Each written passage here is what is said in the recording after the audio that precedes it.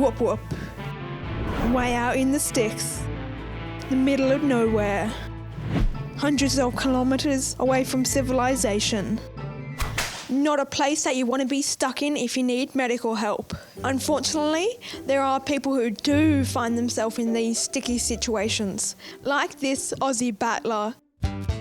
Me, Outback Jo, a bushwalker lost in Whoop Whoop, desperate for water and suffering an allergic reaction. That's scary stuff. Hey, I'm Miles, and today I'm hanging out with Outback Jo. I know what you're thinking, but he was just stranded in the middle of nowhere. No, it wasn't me who found him. The closest thing I've ever done to a search and rescue is playing Pokemon Go. Come on, let's go and discover who did.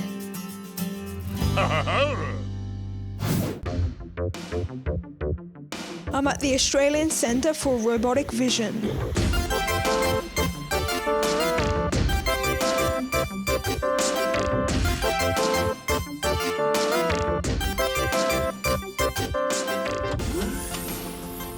Hello, Miles. When you're ready, my friend Shelley will take us to see Dr. Jonathan Roberts. He is a human, but he's really smart. That's pretty awesome. There are tech experts here, helping those like Outback Jo, one visionary robot at a time. Welcome, Miles. Good to meet you. Thanks, Pepper. It's my pleasure. So, Dr. Roberts, I hear that you're a bit of an expert in robotics. Well, that's what some people say. So yes, I work here at the Australian Centre for Robotic Vision, and we do all sorts of research on robots and trying to make them see. How do robotics help with search and rescues?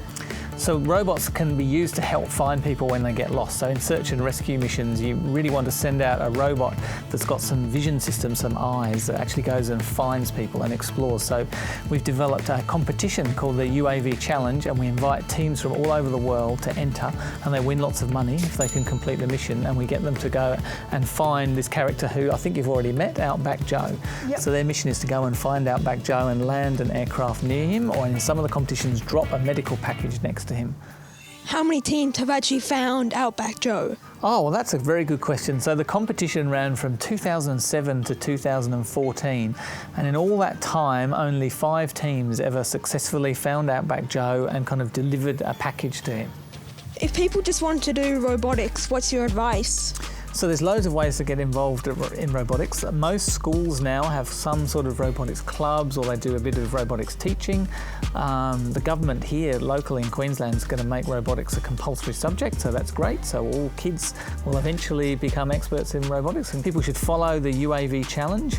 So if they go to uavchallenge.org on the web, they'll be able to follow the competition, and it's happening in a few weeks' time, so that'll be a great thing to do. And you really just go and visit local universities, and most universities now have a robotics lab, and most of them will show people around, and it's a great way to sort of learn, what you might want to do at school and then end up at university studying it. So Miles, have you ever built a robot or flown a drone? I have flown a drone before. I have 2 drones. Wow. A little house drone which has a camera on it, and just an Outback, like a big drone which just flies around in the park. Fantastic. And how often do you go and fly? Oh, not that often. I'm not very good at it. Oh, you'll get better, just practice. What inspired you to start robotics? Was it your interest in Star Wars? Yes, it was definitely my interest in Star Wars. When the first Star Wars movie came out, I was 7 years old, and I was obsessed with R2-D2, so I decided I would just have to get involved in robotics and end up building robots. So it's all because of Star Wars. I'm actually kind of surprised. Can you show me how some of the UAVs work? Yeah, absolutely. Let's go down to our lab and I'll show you.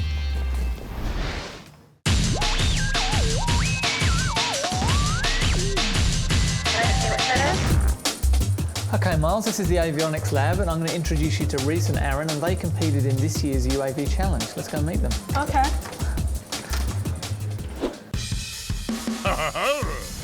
So what's going to happen here is that we're going to do a little simulation of the challenge. We've got Outback Jo, and Reese is going to fly one of our small UAVs. Cool.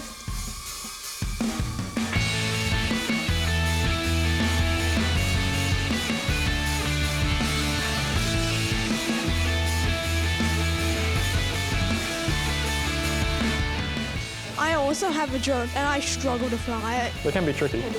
We've all got to start somewhere though.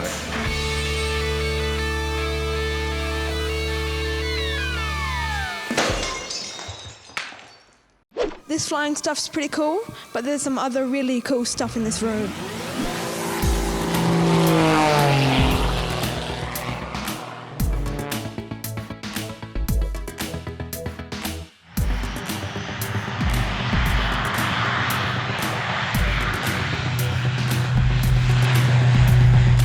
Well, there you have it. With the help of robotics, turns out being lost here might not have to be so scary after all. It was really nice to meet you. I hope you will put in a good word for me and my friends when you talk to everyone back at the hospital. I've had so much fun today. This is Miles, signing out.